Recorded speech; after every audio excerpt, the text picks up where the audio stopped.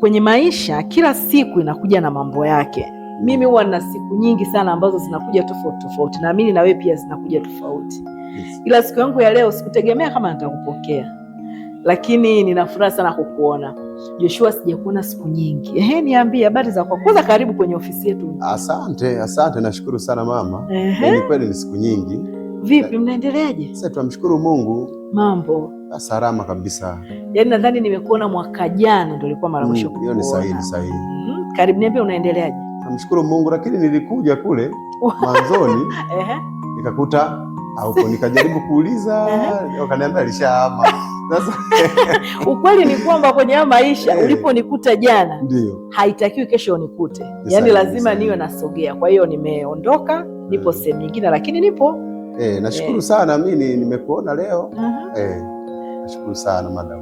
Mimi nimefurahi kwa sababu mara nyingi sana kupata nafasi ya kutembelewa na mwanafunzi waga inakuwaga shida. Sasa sijui ni kwa sababu tuna yale mahusiano kwamba ni mtu na mama yake au nini, lakini mimi mwenyewe waga napenda sana kupata nafasi ya kuzungumza na vijana wangu. Kwa mkipataga nafasi jamani, huko mnakuja hata siku moja moja unasalimia, sawa? Nashukuru sana. Lakini hiyo ni changamoto ni kwamba yani wakati tunasoma huwa ni ngumu sana kuinteract tena unapata chuo ila sasa hivi lakini tukishamaliza yani kuna kitu huwa tunakipata kia kwenu.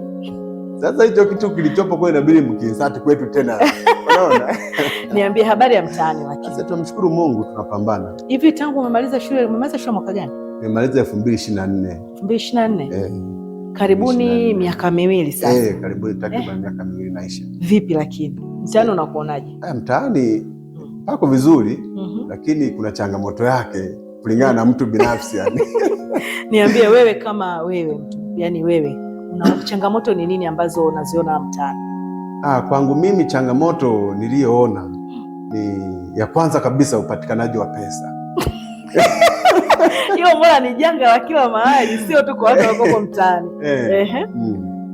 Lakini lingine yani unajua ukishazoea kusoma huku ukishafika kule kuna ile specialization ya unakuta nayo huku interact na jamii ya kule tena sasa ambao sisi tunaishi hostel. Kienda kule kaise kuna shida sana. Kuja kuzoea nao ni ngumu sana. Kwa hiyo kitu gani ambacho kinakusaidia kunavigate kwenye huo ugumu kwamba uliishi hostel na sasa hivi uko nje mtaani, wewe mwenyewe umebeba specialization yako? Kitu gani ambacho kinakusaidia wewe kuinteract na kuweza kunavigate vizuri kwenye hao mazingira? Nadhani mimi ambacho cha kwanza kabisa ambacho kinanisaidia kipindi nasoma nilikuwa na interact na ile jamii ya mtaani. Kwa hiyo yani hicho ndio kimenisaidia. Ulikuwa unafanya kazi wakati unasoma? Nilikuwa nafanya kazi. Kazi ngapi ambazo umezifanya wakati unasoma? Nimefanya kazi nyingi. Ya kwanza kabisa nilikuwa nimeanza kazi ya kuchoma nyama ya nguruwe. Kwa ulikuwa mjasiriamali? Ujasiriamali nimeufanya. Baadaye nikaenda kwenye kilimo.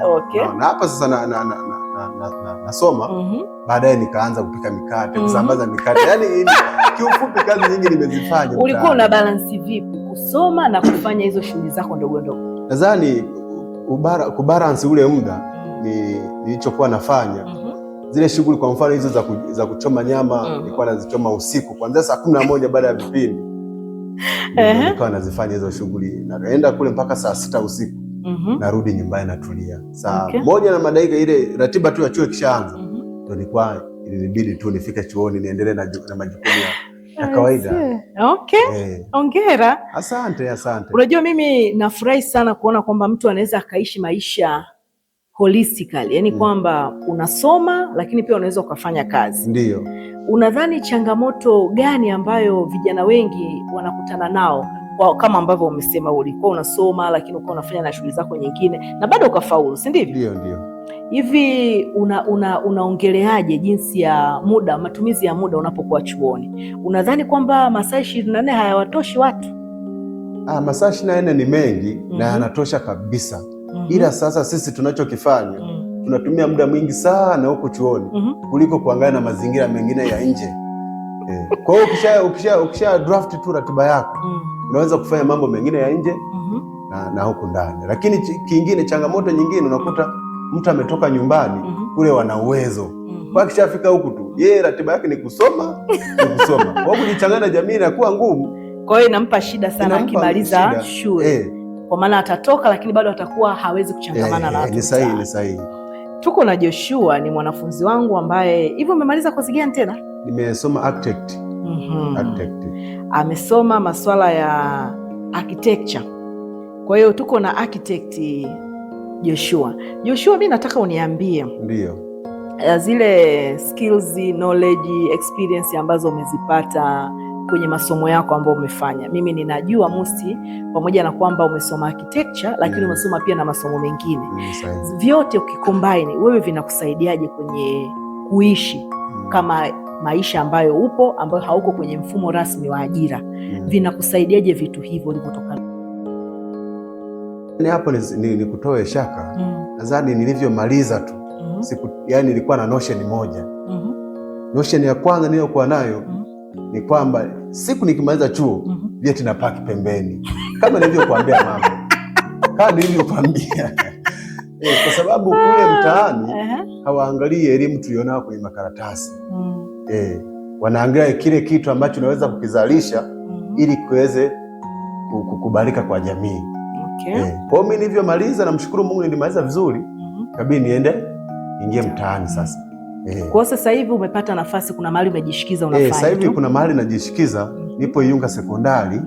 Kwa hiyo tunajaribu kubagena na vijana, kubadilishana idea kwa upande wa carpet and joinery. Kwa tunarani zile mashine. Yaani nilikuwa sielewi kabisa kuzirani, lakini sasa hivi nazirani vizuri kabisa. Tunatengeneza milango, mbao, unaona, madirisha. Mpaka sasa hivi tumeenda beyond, tunatengeneza mpaka aluminium, tunapachika. Unaona, vitu ambavyo kabisa yani huku shuleni hatuvipati.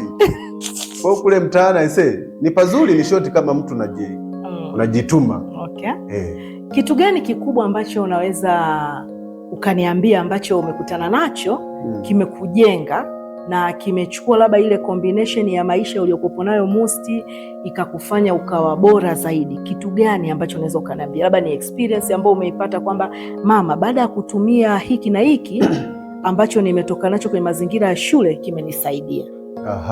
Yani cha kwanza kabisa nilivyofika kule mtaani nikakutana na watu, kabidi nianze kuinteract upya tena. Sasa nilivyo interact na watu nikakutana, yupo Baraka, yule ni mtaalamu wa mbao, unaona. Kwa na mimi sasa ikabidi niwe karibu naye kwa ajili ya kugain vitu ambavyo mimi sielewi.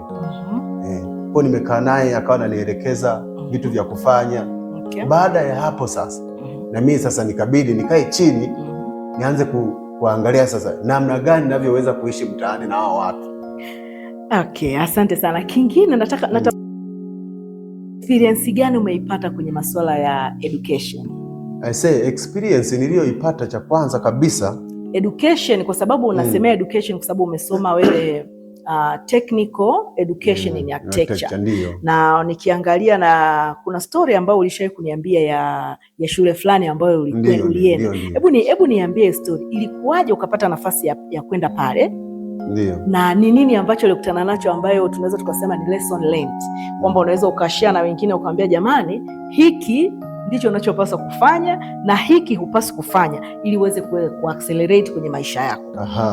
Nadhani nilichokutana nacho cha kwanza kabisa, kuna rafiki yangu tu alinipigia, ilikuwa siku ya Jumapili, akaniambia, bana, kuna sehemu nahitajika. Nikasema wow, kumbe na mimi nipo duniani bana.